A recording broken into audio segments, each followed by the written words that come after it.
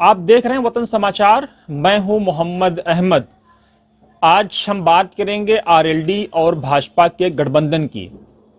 औपचारिक तौर से अभी इसका ऐलान नहीं हुआ है और ना इस बात की घोषणा हुई है, लेकिन हाँ, ये बात तय हो गई है जयंत चौधरी के ये कहने के बाद कि हम किस मुंह से मना कर पाएंगे दादा को भारत रत्न दिए जाने के बाद।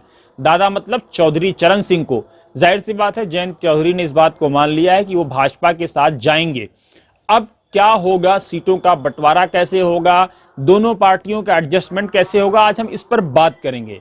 सवाल जो सूत्रों के हवाले से जो खबर आ रही है, जो आरएलडी के शीर्ष सूत्रों की अगर माने, शीर्ष नेतृत्व के हवाले से आ रही खबरों की माने, तो 2 सीटें ऐसी हैं जो जयंत चौधरी को भाजपा की तरफ से प्रस्तावित हैं, जिस पर माना यह जा रहा है कि एक पर जाट और एक पर गुजर जयंत चौधरी लड़ा सकते हैं।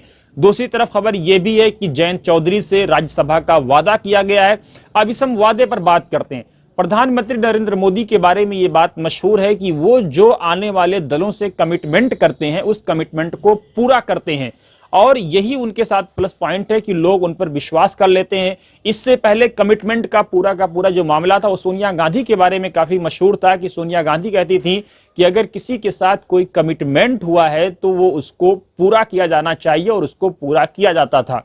लेकिन राहुल गांधी या प्रियंका गांधी या इनकी टीम के साथ कमिटमेंट को लेकर के बहुत सारे सवाल खड़े हुए। सवाल तब खड़े हुए जब छत्तीसगढ़ से टीएस सिंहदेव को 2.5 साल का जो बात मीडिया में आई और उसको फुलफिल नहीं किया गया।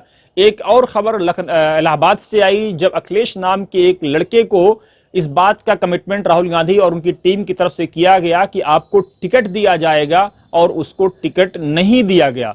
और फिर ये आया कि साहब राहुल गांधी से जब उस लड़के ने मुलाकात की टिकट को लेकर के, तो राहुल गांधी ने आश्चर्य जताते हुए कहा, अचंभित होते हुए कहा कि I will talk to high command about your ticket. सवाल यह है कि who is high command in Congress, if not Rahul Gandhi तो देन हु।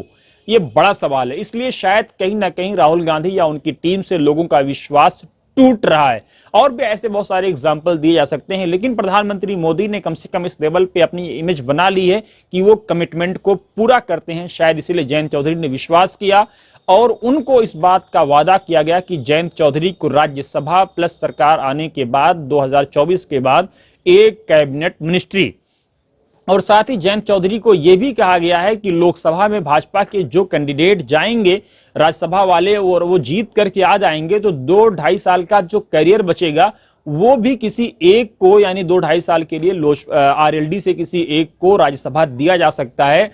और माना यह जा रहा है, सूत्रों से जो खबर आ रही कि जयंत ने शाहिद सिद्दीकी से इस बात का वादा किया है कि ये वाला जो टिकट है वो शाहिद सिद्दीकी को 2-2.5 साल का राज्यसभा का टेन्योर दे दिया जाएगा। साथ ही चूंकि आरएलडी के 9 विधायक हैं, इसलिए उनसे यह भी वादा किया गया है कि चुनाव के बाद, और मुमकिन है संभवतः चुनाव से पहले ही शपथ करा दी जाए और यूपी में उनके 2 मंत्री बना दिए जाएं। तो पूरा सेटिंग का गेटिंग का ये फार्मूला आरएलडी और बीजेपी के दरमियान तैयार हो गया है।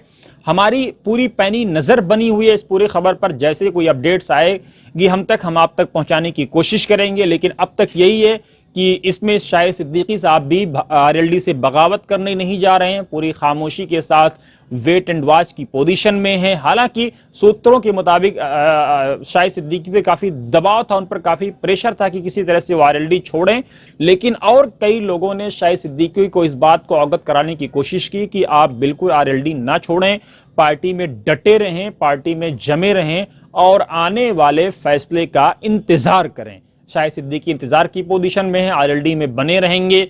लोकसभा की 2 सीटें, एक जाट और एक गुजर को संभवतः जा सकती हैं। क्या कुछ होगा, क्या फार्मूला आएगा, हमारी नजर बनी हुई है, लेकिन अभी तक की जो खबरें थी वो हमने आप तक पहुंचाने की कोशिश की।